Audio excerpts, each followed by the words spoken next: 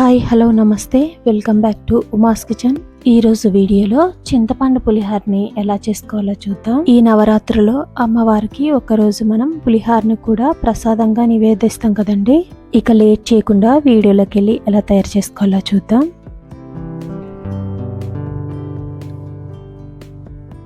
ముందుగా అన్నాన్ని వండుకోవడానికి కుక్కర్లోకి 1 కప్పు బియ్యాన్ని తీసుకోవాలి. ఈ బియ్యాన్ని 2-3 సార్లు శుభ్రంగా కడిగేసుకొని 1 కప్పు బియ్యానికి 2 కప్పుల నీళ్లు పోసుకోవాలి. ఇందులోకి 2 చుక్కలు మంచి నూనె వేసుకోవాలండి. ఇలా హై ఫ్లేమ్లో ఉంచుకొని అన్నాన్ని పొడి పొడిగా ఉడికించుకోవాలి. మీకు కావాలనుకుంటే కుక్కర్లోనే 2 విజిల్స్ వచ్చే వరకు అన్నం ఉడికించుకోవచ్చు. ఇప్పుడు ఒక వెడల్పాటి గిన్నె తీసుకోవాలండి. ఇందులోకి కొంచెం కరివేపాకు వేసుకొని ముందుగా ఉడికించుకున్న రైస్ వేసుకొని చల్లారి పెట్టుకోవాలి. ఫస్టే మనం అన్నాన్ని ఉడకపెట్టుకొని ఇలా చల్లారి పెట్టుకుంటే అన్నం కూడా పొడి పొడిలాడుతూ ఉంటుందండి. ఇలా వేడివేడి అన్నంలోనే కొంచెం కరివేపాకు కూడా వేసుకుంటే బాగుంటుందండి. గరిటె కాకుండా ఇలా అట్ల పుల్ల తీసుకొని రైస్ని ముద్దగా లేకుండా ఇలా పొడి పొడిగా చల్లారి పెట్టుకోవాలి. ఇప్పుడు చింతపండు నానబెట్టుకోవడానికి ఒక గిన్నెలోకి నిమ్మకాయ సైజ్ అంతా చింతపండును వేసుకోవాలి. 1 కప్పు వరకు వేడి నీళ్ళు వేసుకుని చింతపండును నానబెట్టుకోవాలి. వేడి నీళ్ళు వేస్తే చింతపండు తొందరగా నానిపోతుందండి. ఒక 5 నిమిషాల తర్వాత చింతపండు నుంచి చిక్కటి రసాన్ని తీసుకోవాలి. ఇలా జాలి గిన్నెలోకి వేసుకుని రసాన్ని తీసుకుంటే ఈజీగా వచ్చేస్తుందండి. ఇలా చింతపండు రసం తీసేటప్పుడు తక్కువ నీళ్ళతోనే తీసుకుంటే మనం ఉడికించుకోవడానికి ఎక్కువ టైం పట్టదండి. ఇలా ఎంత తక్కువ అయితే అంత తక్కువ నీళ్ళతో రసాన్ని తీసుకోవాలి. తీసిన చింతపండు రసాన్ని ఒక బాండీలోకి వేసుకుని హై ఫ్లేమ్లో ఇలా ఉడికించుకోవాలి. అడుగున మాడిపోకుండా ఇలా కదుపుకుంటూ ఉడికించుకోవాలి. ఇందులోకి 2 రెబ్బలు కరివేపాకు, 5-6 పచ్చిమిరపకాయలు పొడుగ్గా కట్ చేసుకొని వేసుకోవాలి. ఇందులోకి 1 స్పూన్ పసుపు, 1 స్పూన్ ఉప్పు వేసుకొని బాగా కలిసేటట్టు కలుపుకోవాలి. ఇలా 15 నిమిషాల వరకు చింతపండు గుజ్జు బాగా దగ్గర పడే వరకు ఇలా ఉడికించుకోవాలి. ఇలా ఉడుకుతున్నప్పుడే 1 స్పూన్ బెల్లం పొడి కూడా వేసుకొని బాగా కలిసేటట్టు కలుపుకోవాలి. ముందుగా మనం ఇలా చింతపండు గుజ్జుని ఉడికించుకుంటే పులిహార చేసుకోవడం చాలా తొందరగా అయిపోతుందండి.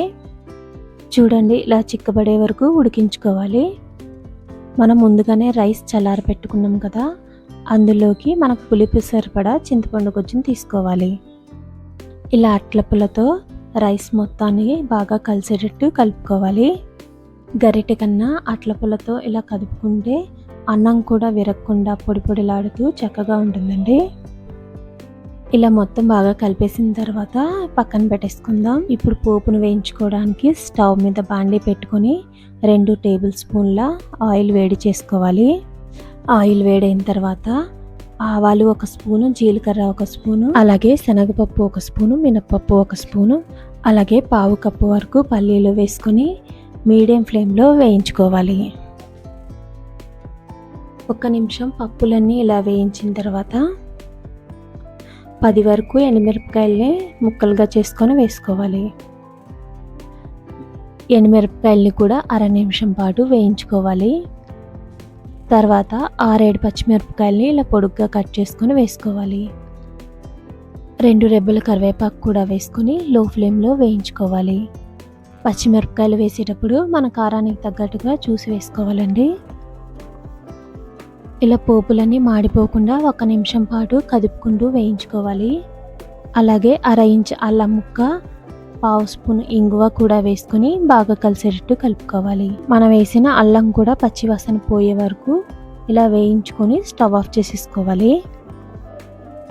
ఇలా స్టవ్ ఆఫ్ చేసుకున్న తర్వాత వేడివేడిగానే ఉండగానే ఈ పప్పులన్నీ మనం కలుపుకున్న అన్నంలోకి వేసేసుకోవాలండి. ఇలా పప్పులన్నీ రైస్లో వేసిన తర్వాత ముందు గరిటెతో కదుపుకొని మనం వేసిన పప్పులన్నీ రైస్కి బాగా పట్టేటట్టు ముందు గరిటెతో కదుపుకోవాలండి. వేడిగా ఉంటుంది కాబట్టి 1 నిమిషం పాటు చల్లారిన తర్వాత ఇలా చేతితో కదుపుకుంటే అన్నానికి ఉప్పు కారం అన్నీ బాగా పడతాయండి.